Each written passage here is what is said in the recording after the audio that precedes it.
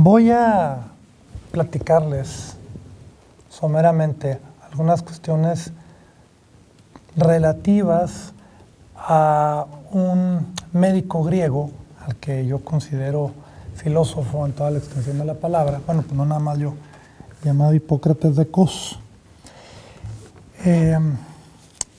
Es un tema al que he dedicado casi 25 años de trabajo y créanme que cosas que publiqué hace algún tiempo, ahorita o no las publicaría o las escribiría de forma muy distinta.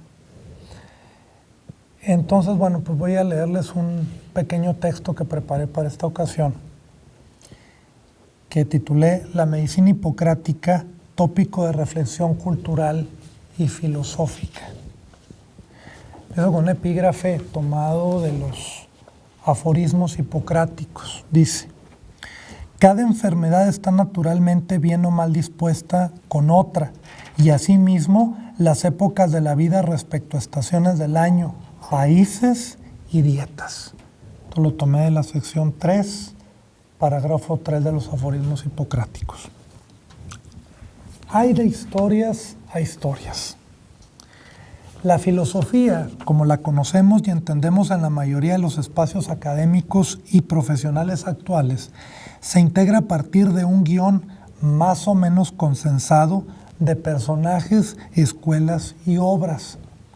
Un relato que, en los hechos, se compone por capítulos de una historia, entre comillas, anémica. Están fijados en piedra y son inamovibles. Por ejemplo, nadie en su sano juicio se atrevería a negarle el título de filósofo a Immanuel Kant. Nadie que goza de cordura racional se preguntaría ¿por qué es considerado Foucault filósofo? El ejercicio filosófico no puede dedicarse a cuestionarlo todo sin mesura.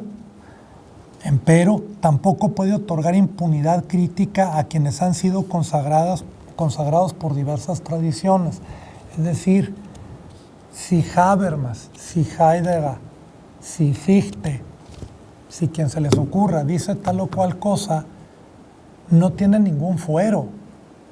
Es decir, según las reglas que la filosofía dice seguir, pues es susceptible de ser cuestionado.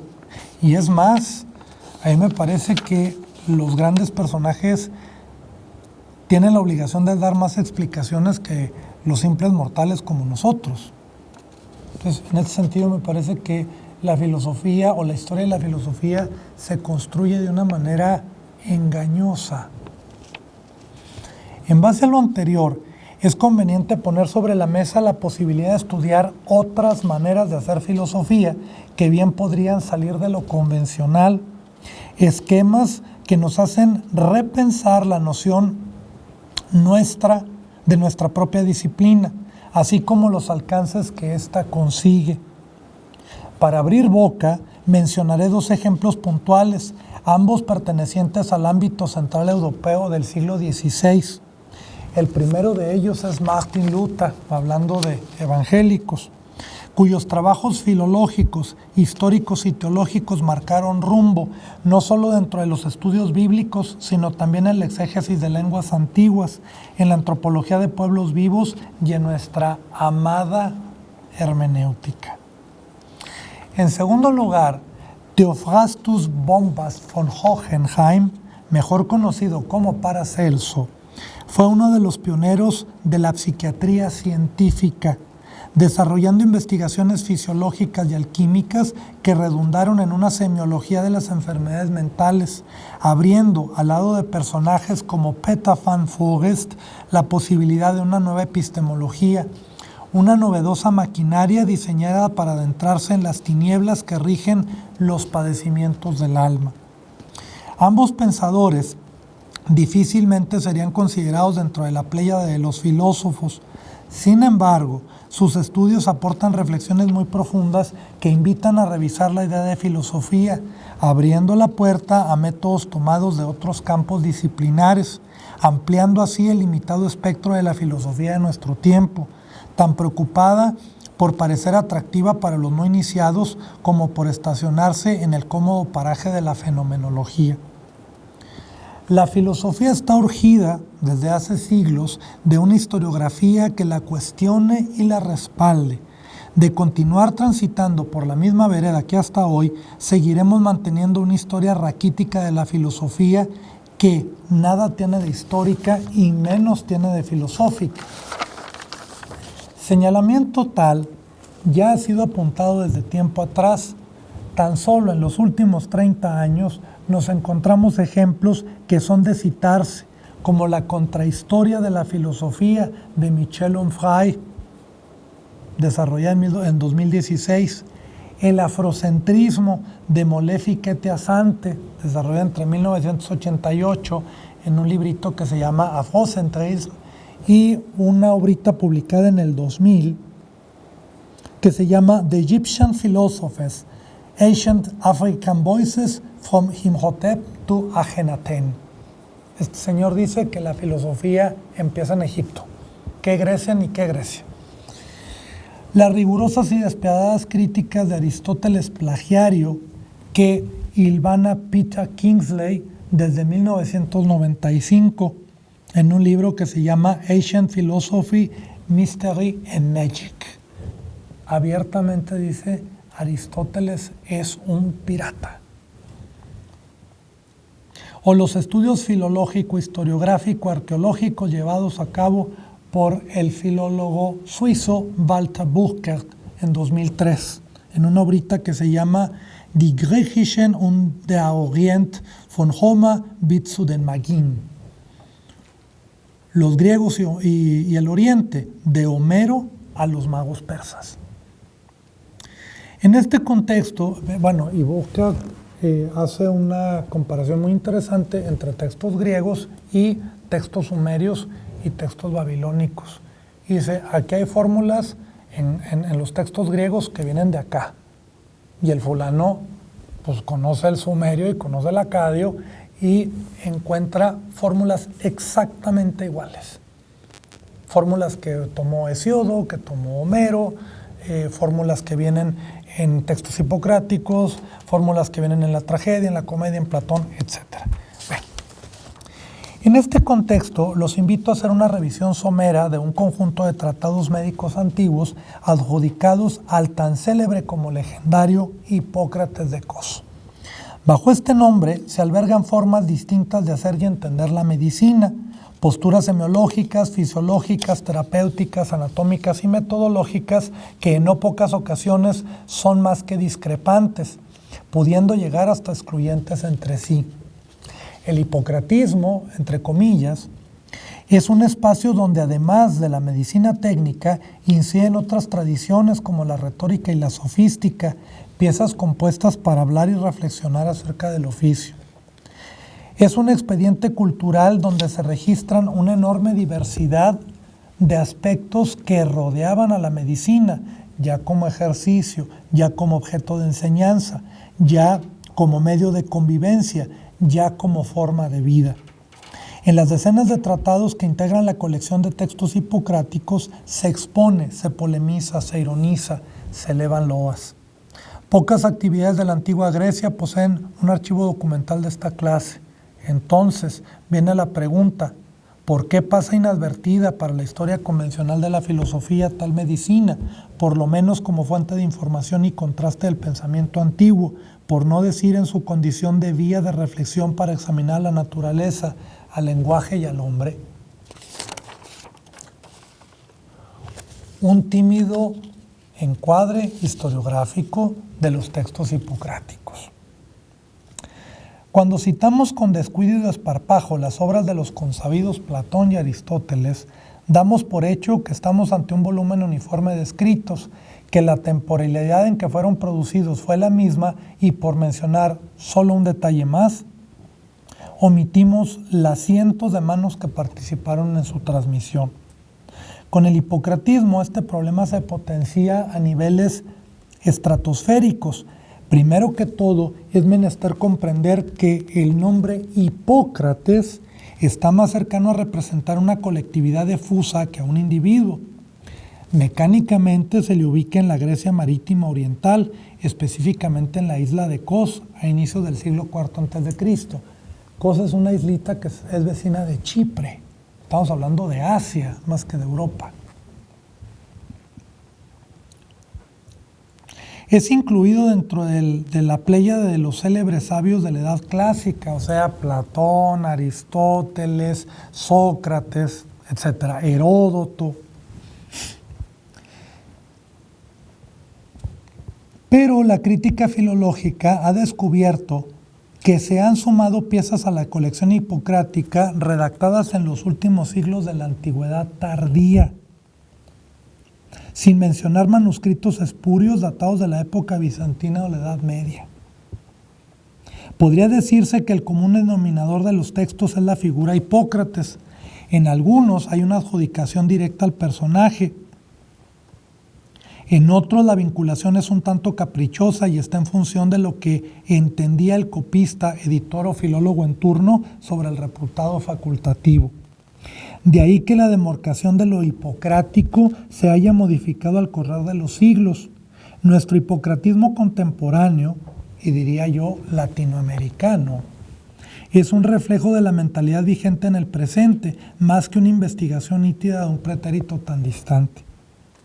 A riesgo de caer en la simplificación, quisiera apuntar sucintamente el propósito de los mentados textos en unas cuantas categorías, citando algunos títulos y esbozando parte de la polémica que se aviva en cada una de ellas. Primera, tratados técnicos, escritos con una jerga especializada, la mayoría de ellos en griego jónico, y dirigidos a profesionales o estudiantes de medicina. Incluso podría concederse que quizá algunos autores tuvieran en mente a destinatarios con amplia cultura capaces de entender dichas obras. Se distinguen por ser ilustrados, objetivos y racionales. Dichos adjetivos me parecen una licencia anacrónica para referirse a ellos. Si existió un Hipócrates histórico, buena parte de la comunidad de hipocratistas coincide en que él debió haberlos compuesto. Se localizan dentro de esta clase de la enfermedad sagrada, de la medicina antigua, aguas, aires y lugares, pronóstico, pasajes de epidemias y enfermedades, entre otros. La gran cuestión a resolver aquí es: ¿cuál es la función primordial del tratado médico?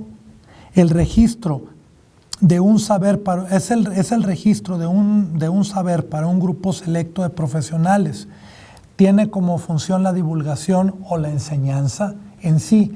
¿Qué significaba el tratado médico en la antigüedad? 2.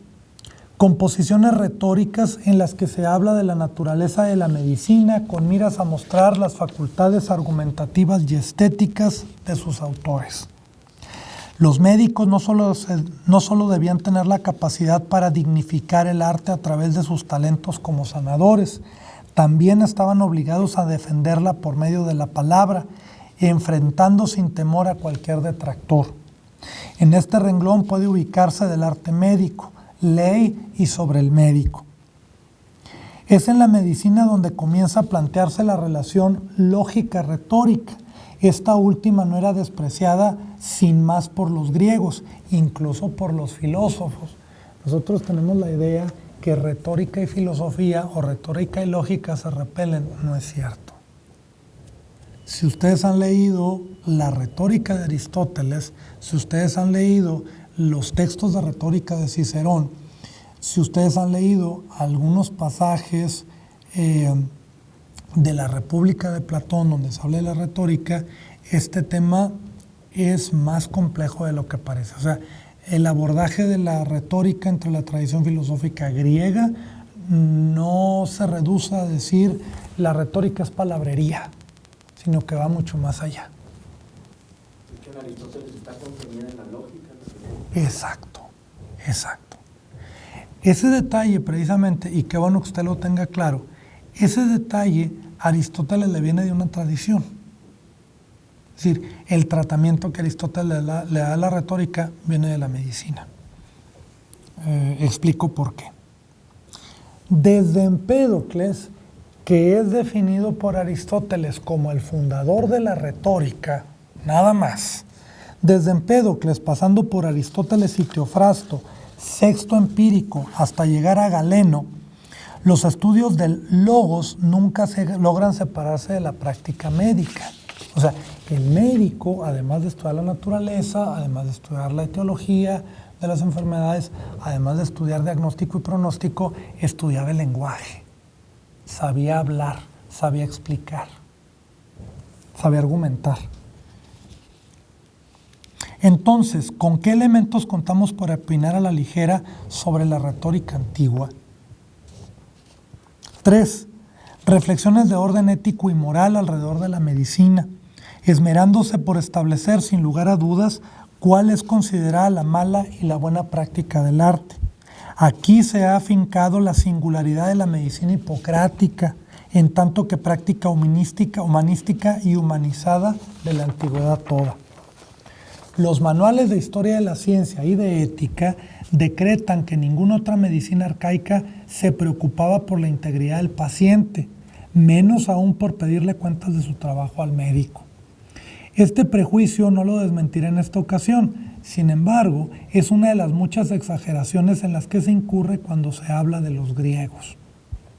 Aquí pueden ubicarse pasajes de Aforismos, la obra que cité como epígrafe, sobre la decencia y el famoso juramento hipocrático que no es de Hipócrates.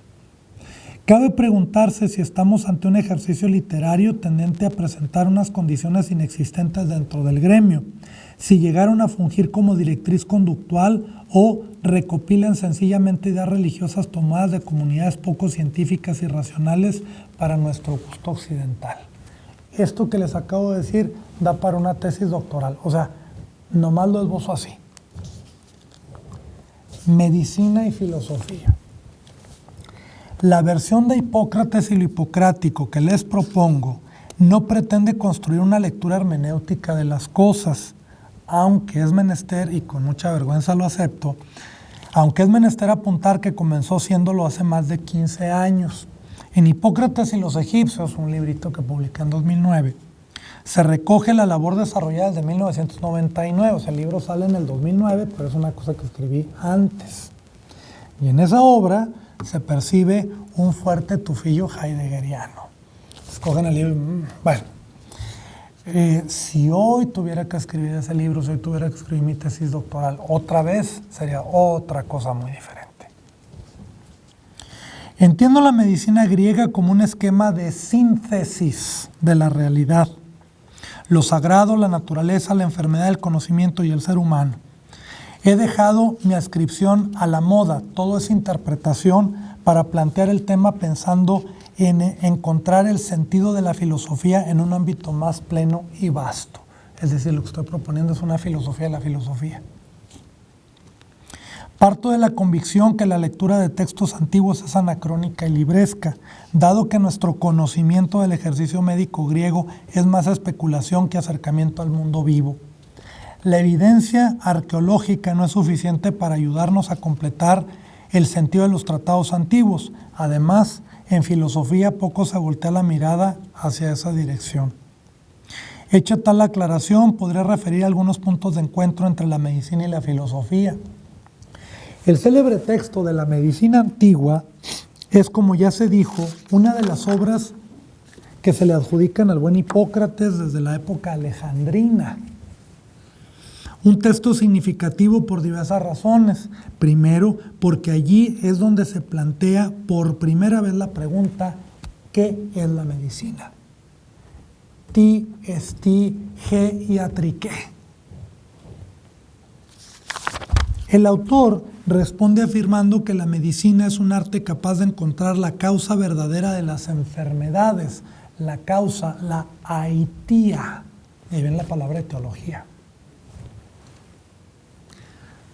Saber vedado para los profanos, llamados por los autores hipocráticos y por otros autores griegos como idiotai, los profanos, los no iniciados.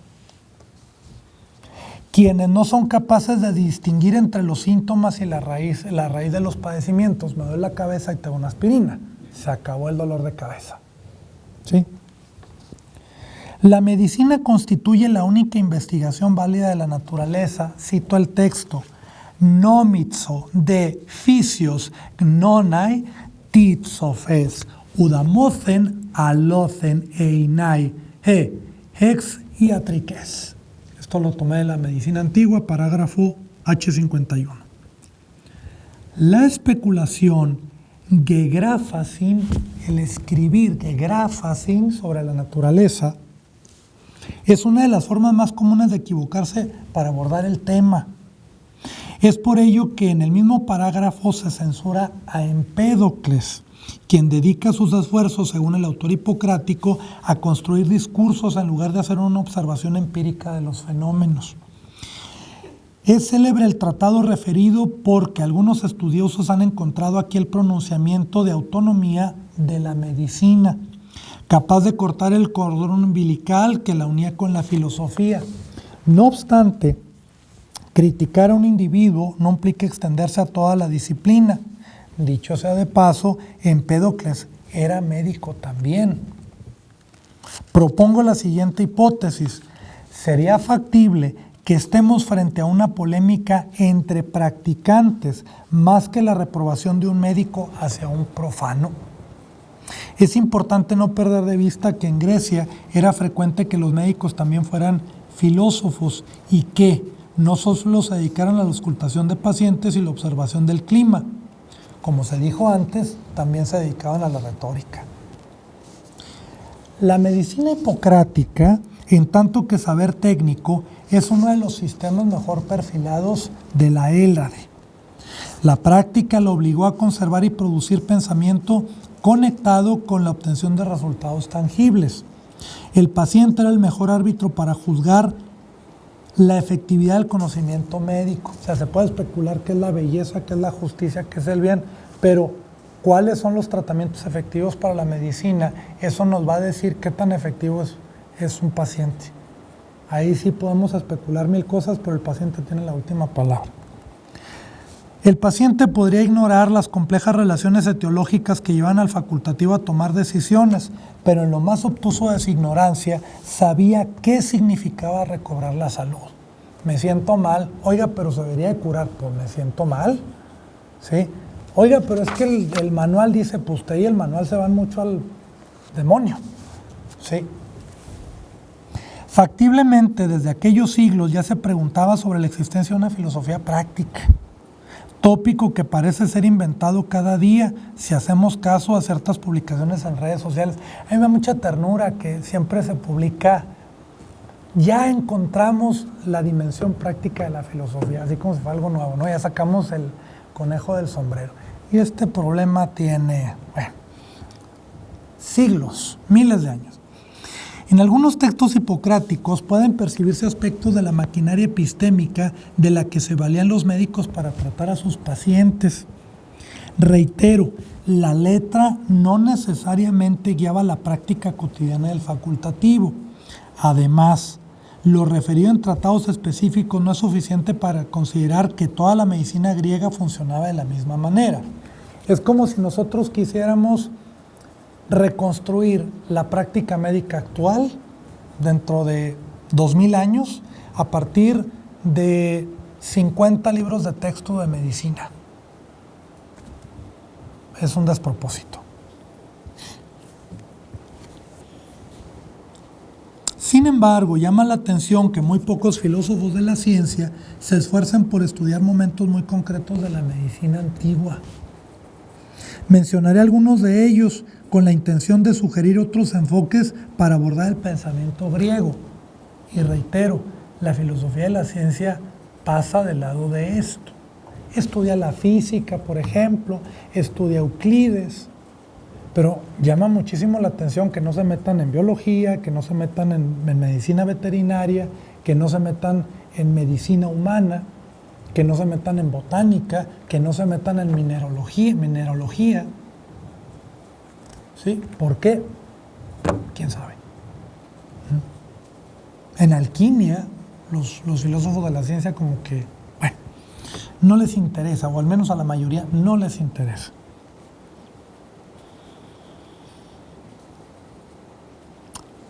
El primero de ellos es el historial clínico, plasmado fundamentalmente en los libros de enfermedades. En las primeras líneas del libro primero se afirma acerca de las cosas que deben tomarse en cuenta de la medicina. Cito: ¿qué cosas se practican con éxito por los médicos en el tratamiento de los enfermos? Al tratamiento oportuno se le llama en griego kairos. Es la intervención oportuna, la intervención en el momento justo, cuando se puede generar el mayor bien en el enfermo. Kairos. Luego, en el griego bíblico, kairos se entiende como tiempo de salvación. ¿Sí? Bueno, pues eso es otra cosa. En los médicos, el tratamiento de los enfermos. ¿Y qué bueno de malo experimentan los enfermos en sus dolencias? ¿Y qué cosas por conjetura son dichas o puestas en práctica por el médico en relación con el enfermo? O bien por el enfermo en relación con el médico. ¿Qué cosas se hacen y dicen con precisión en nuestra disciplina? Y las que son correctas en ellas y las que no lo son. Fin de la cita. En los libros de epidemias encontramos la misma tendencia por recopilar información de los malestares de los pacientes con el fin de integrar una tipología de casos, entregándole al practicante una herramienta de gran utilidad para atender al doliente con pertinencia y tino. El título es elocuente por sí mismo: Epidemiae, que se refiere a las travesías o estancias de que los facultativos llevaban a cabo en poblaciones distantes. De ahí que construía una memoria del oficio dirigida a afinar el diagnóstico y respaldar la elección de la mejor terapia. Epidemiae se compone de dos términos: epi, que es sobre, y demos, que es pueblo. Una epidemia nosotros hoy en día la entendemos como una enfermedad, un padecimiento que se transmite en una extensión muy amplia de la población. En aquel entonces, una epidemia era un viaje o una estancia en otro pueblo. Cabe destacar que epidemiae es claramente práctico, carece de definiciones conceptuales o de las extensas disquisiciones teoréticas. Se compone de descripciones, muchas veces parcas, cuyo objetivo posiblemente es formar el criterio de los estudiantes de medicina. A fulanito de tal le dio un dolor en los riñones, a perenganita le vino un sangrado, a sutanito tenía una herida en la frente, se resolvió de tal y cual manera. También es cuestionable, revisando esto, esta idea que se tiene de que los griegos solamente se dedicaban a teorizar, y era una de las notas que los definían de entre otros pueblos. Y los griegos también eran prácticos cuando querían serlo. Por otra parte, el pronóstico es uno de los recursos cognitivos más preciados por los hipocráticos, porque mostraba la capacidad que el profesional tenía para saber de la enfermedad, tanto en su condición pasada o de incubación, si pudiera llamársele así, como en el desenlace posterior. Es posible que parte de dicho saber se tomara de los santuarios de Apolo, dios de la adivinación, solo que matizado dentro de un espacio no sagrado. Nótese que no estoy diciendo antirreligioso, que este es otro problema que no voy a abordar. O sea, la medicina hipocrática no era laica como nosotros la entendemos. Tenía un elemento religioso, pero eso hasta ahí lo dejo. No es el espacio para profundizar en esto. El pronóstico se construía a partir de señales físicas del paciente, de lo que podía recabarse de su régimen de vida. Este es otro de los elementos de la retórica. El médico tenía que saber cómo preguntar, qué preguntar, así como de las circunstancias que lo rodeaban. El pronóstico era entonces una estructura semántico-inductiva capaz de sintetizar las condiciones del paciente. Nótese que vuelvo a utilizar el término síntesis en el sentido medieval. Dentro de los conceptos práctico-conceptuales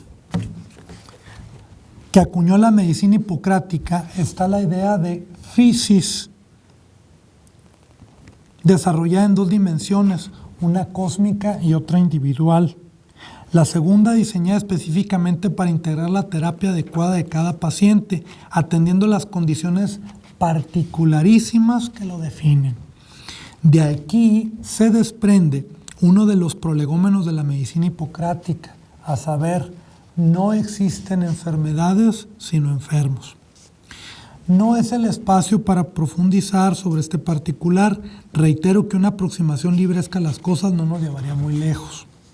Empero, remitiéndonos a los textos ginecológicos, encontramos algunas carencias cuando se busca caracterizar la naturaleza de las pacientes.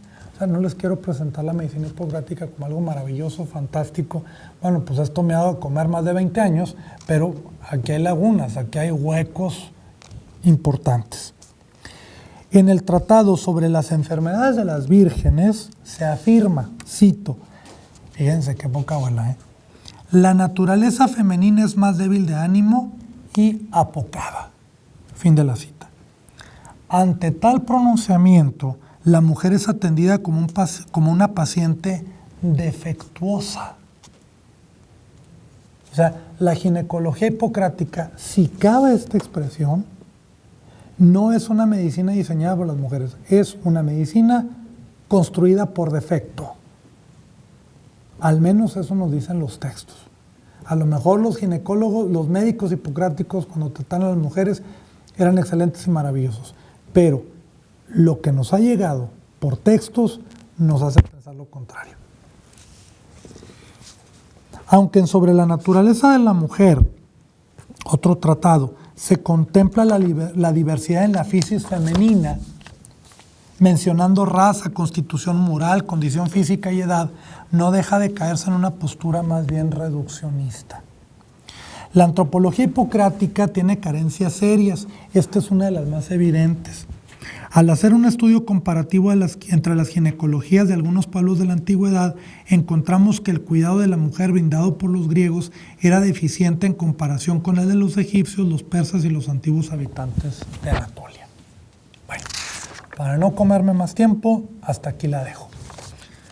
Preguntas, dudas, objeciones, comentarios.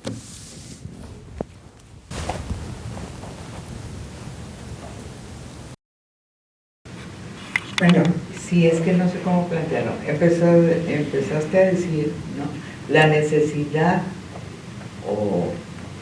de ampliar el campo de la filosofía o la consideración filosófica, ampliarla.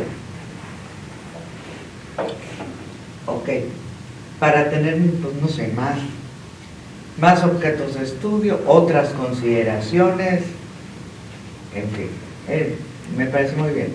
Pero luego dijiste,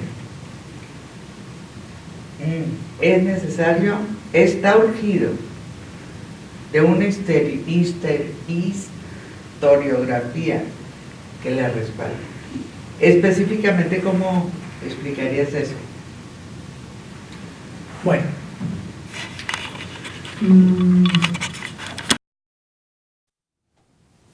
primero, entenderíamos historiografía como esas herramientas que justifican por qué se incluye a tales o cuales, en este caso, tradiciones, personajes, autores, y a tales no. ¿Por qué? Bueno, pues porque los filósofos hacen un ejercicio crítico. ¿Todos? Es que la obra filosófica, por ejemplo, una cosa que a mí me da también mucha ternura. ¿No sería, es historiografía? En este contexto sí. En este contexto sí. A mí me da mucha ternura, por ejemplo, que se diga, en Grecia el mito se separa de la filosofía, se separa de logos. ¿Y Platón qué? Es que él hace mitos filosóficos. Y Hesiodo no. Entonces, bueno, pues vamos tomando Hesiodo y vamos viendo en qué contexto no es filosófico o en qué contexto es filosófico lo que dice Platón. Sí. Aparentemente la filosofía no tiene prejuicios. Sí, así funciona. Entonces, me parece que como que nosotros nos concentramos en una filosofía de manual. La filosofía tiene que ser esto y no acepta diálogo esa caracterización. Por ejemplo, a mí me parece que García Márquez es un filósofo, que tiene muchas más cosas que aportar que Wittgenstein, por ejemplo. O me parecería que Allan Poe es también un filósofo muy importante. Octavio Paz. No tanto las relaciones de filosofía con literatura, no. Me parece a mí que son filósofos. Exacto. Entonces, en ese sentido, planteo esta idea de ampliar los horizontes, que no es nueva. No estoy diciendo nada nuevo. Pero bueno, como que algo me falta. O sea, este concepto me parece, no sé, prudente y amplio y necesario. La historiografía me parece que lo acorta. Bueno. Es que empiezo mi disertación diciendo que la tradición occidental construye la filosofía a partir de una historia. Entonces, si vamos a hacer historia, vamos metiéndole filosofía a esa historia que hacemos, entiéndase, una crítica a la historia, es decir, historiografía. Claro, no se reduce a una historiografía. Entraría en un panorama muchísimo más amplio, pero en estas coordenadas que nos estamos ubicando, que de hecho esto es una disertación sobre historia de la filosofía. Por eso historiografía. Pero qué bueno que hace ese señalamiento. ¿Qué más?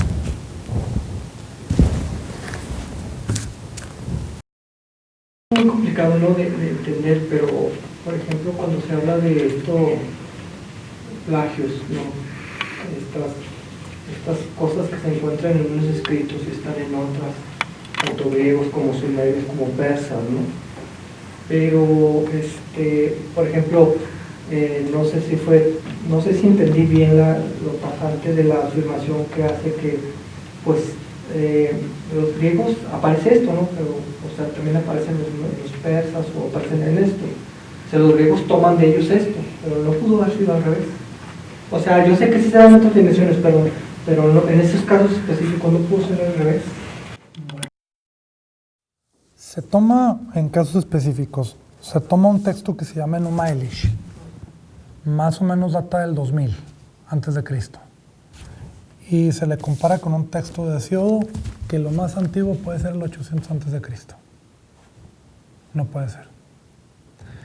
Hay unos pasajes de la epopeya de Gilgamesh, más o menos es como la versión escrita que se conserva es como del 1800, 1600 antes de Cristo.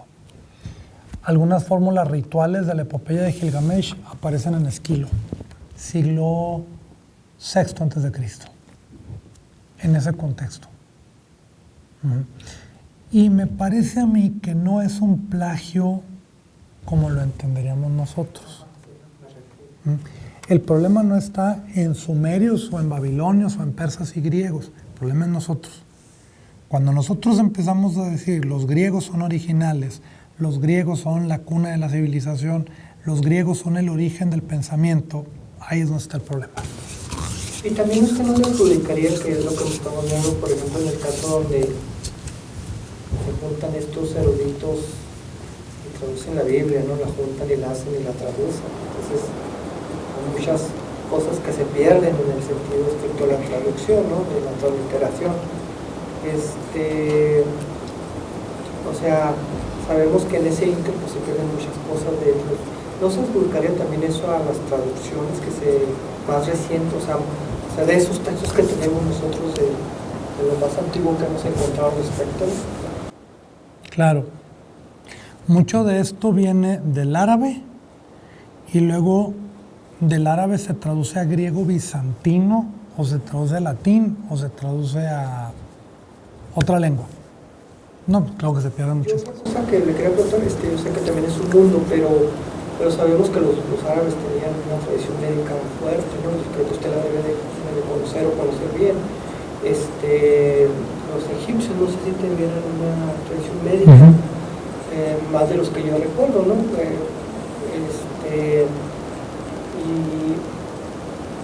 Sí hay sobreabundancia o algo que nos dé una parte de como los tratados de Hipócrates para estudiar la medicina, digamos, en esa facilidad, ¿no? Sabemos que sí hay buscando, ¿no? Esa facilidad para estudiar el médico egipcio, árabe o sumerio, yo no sé. Aquí en la biblioteca de materiales, aquí tenemos una traducción en inglés del papiro de Edwin Smith, es lo que está más a la mano, pero hay buenas traducciones al inglés, al ruso, al alemán, de papiros egipcios médicos, sí hay. Y en árabe hay traducciones al francés, al alemán, pero la mayoría de las cosas no están traducidas. Es decir, si uno quiere leer medicina árabe, pues aprenda árabe. Esa es una de las grandes carencias que tenemos cuando estudiamos a los griegos. Nosotros deberíamos de saber, quienes nos dedicamos a esto deberíamos saber árabe, a fuerza, porque es el vínculo de transmisión. Aquí nos estamos quedando muy cortos. A la mejor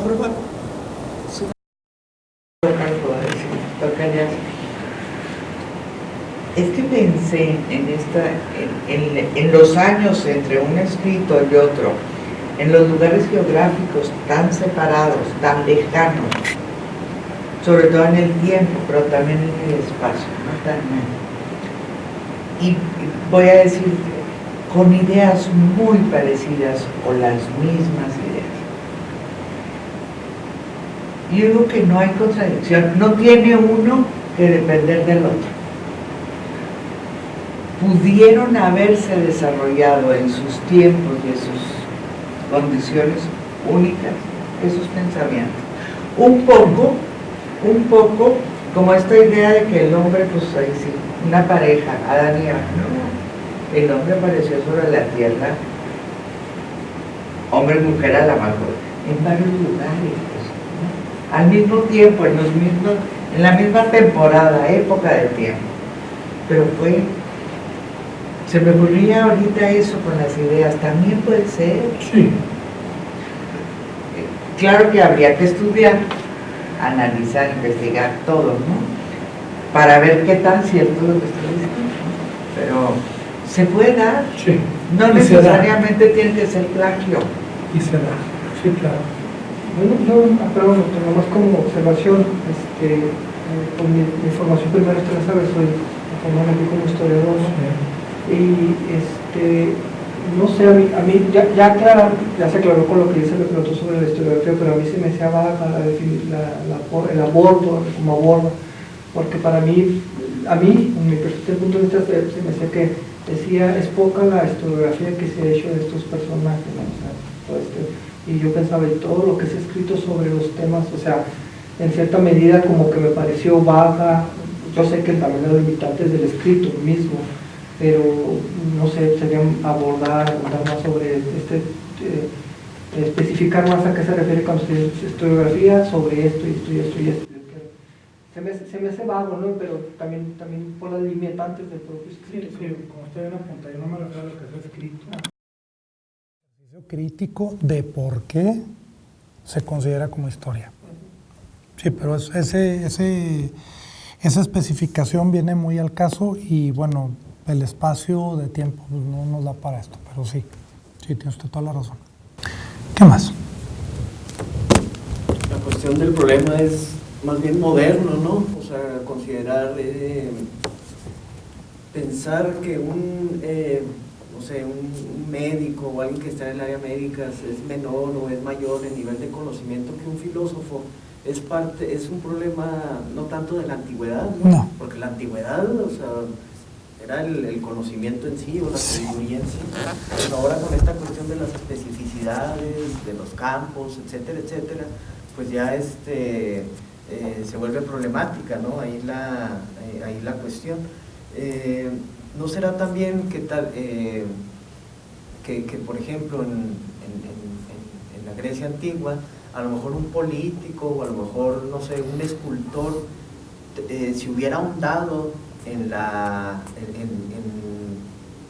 el hecho de lo que significa, como lo hace con Hipócrates con la medicina, lo que significa ser escultor, o lo que significa ser médico, todo lo que, o político, perdón, todo lo que ahí está entrelazado, tal vez hubiera también justificaciones que fueran más mejor puestas o en mayor medida, justificantes de mayor conocimiento teórico, de mayor conocimiento práctico también que los propios filósofos. Sí. Podría darse esa cuestión y pues a partir de ahí es muy interesante. La cuestión de la historiografía, no sé si tenga que ver también con la cuestión de darle todo el peso a lo que se considera histórico y no, o que no se considera histórico a partir del método que emplea la historia, o no tiene que ver con eso. Yo leí hace tiempo una introducción de Tomás Urdanos, en donde cual dice, ¿no? Es que el problema de la historia y la filosofía es que únicamente consideramos la historia desde presupuestos historiográficos, es decir, como ciencia. Pero la cuestión es que no, la historia también puede verse como realidad. ¿Qué quiere? Bueno, eso ya es una categoría ontológica, ¿verdad? Pero dice, o sea, ¿cuál es el movimiento de la realidad que está implícita y cómo fueron que se dieron los sucesos, los hechos? Y eso es lo que y eso no lo alcanza a demostrar, a percibir o a mostrar en otro sentido los métodos que se utilizan, pero que son determinantes para la construcción de la historia y para lo que sabemos también de la historia. La gran cuestión aquí es que en filosofía nosotros utilizamos la expresión historia de la filosofía, y si estamos involucrando el concepto de historia, es preciso que nos valgamos de algunos instrumentos para hacer dicha historia. Una historia de las ideas que están descarnadas de las sociedades y las civilizaciones lleva muy mal puerto. ¿Sí? Nos lleva a planteamientos anacrónicos, incompletos. Lo que usted decía hace un momento, estoy completamente de acuerdo con usted. Si nosotros leyéramos, por ejemplo, o revisáramos a Demóstenes, a mí me parece que hay unos planteamientos filosóficos muy interesantes. A Heródoto, a Tucídides. Me parece que en Heródoto hay una maquinaria antropológica más eficiente que la que se le adjudica a Sócrates. Sí, y hay elementos más interesantes ahí. Pero esta historiografía a la que yo me refiero es, primero que nada, plantear metodológicamente qué es lo que hace que sea significativo para nosotros tal o cual pensador dentro de la historia. ¿Qué? Y entiéndase ese qué como una justificación. ¿Cuáles son las razones de carácter social? ¿Cuáles son las razones de carácter arqueológico? ¿Cuáles son las razones de carácter cultural para poder introducirlo en este contexto? Y ustedes, me imagino que con el contacto que han tenido con la filosofía, han sabido que esto no se da. Hume es filósofo, ¿por qué? Pues porque es filósofo. Kant es filósofo, porque es filósofo. No hay una justificación de fondo. Bueno, un poco, mi tesis sí va por ahí. Ah, pues la felicito. Bueno, un poco, porque sí. es considerado científico. Pero los grandes santones de la filosofía no se les justifica su presencia ahí. En fin. Bueno, algo más. Lo que actualmente entendemos por filosofía, los ejemplos que se mencionaban de los médicos filósofos o al revés, filósofos médicos, no sé si pueden hacer de ahí una hebra al ser ellos los que califican lo normal y lo anormal, ahorita que mencionaban los defectos, las enfermedades, y de ahí pudiera darse ese vínculo con las propuestas historiográficas, por ejemplo, como la que hace Canguilhem, de partir de lo médico para llegar a entender lo que pudiera ser el sujeto normal o anormal. Sí. Claro, los diferentes esquemas y vienen arrastrando lastres. Pero bueno, me parece que teniendo un arsenal más amplio de estos recursos, tenemos más elementos de juicio para comprender el pensamiento de la humanidad. Sí, claro, la medicina también tiene su déficit, claro, por supuesto, sus prejuicios. Entonces toda filosofía tiene que partir de una historia, de un análisis histórico. Como nosotros lo entendemos en Occidente, sí. Como se nos enseña. Nosotros cuando cursamos una filosofía académica, desde la licenciatura hasta el doctorado, ¿cuántas clases de historia han llevado en lo que dan del doctorado? A lo mejor con estos términos, historia de la filosofía, no, pero ¿cuántas referencias históricas a la filosofía se llevan en las clases? Fulanito dijo, perenganito dijo en el libro, pero no se va más allá. Eso pasa en todo el mundo, no es exclusivo de aquí. Eso tiene que ver con hacer, no sé, un análisis más pragmático de los filósofos que se estudian. O sea, pragmáticos en el sentido de ponerlos en el contexto para saber por qué es importante utilizarlos en razón del fin que uno se proponga, cuestiones de ese tipo. A mí me parece que bueno que usa el término pragmático. A mí me parece que aquí hay dos dimensiones. Una, ¿por qué son significativos en el contexto en el que vivieron? Y por qué son significativos para nosotros. Claro. Yo creo que aquí se aplica la ley del menor esfuerzo. Es más fácil jugar a ser crítico que a ser crítico de verdad. Bueno, pues fue un placer verlos, muchas gracias. Y ya programaremos la próxima sesión de octubre. Gracias.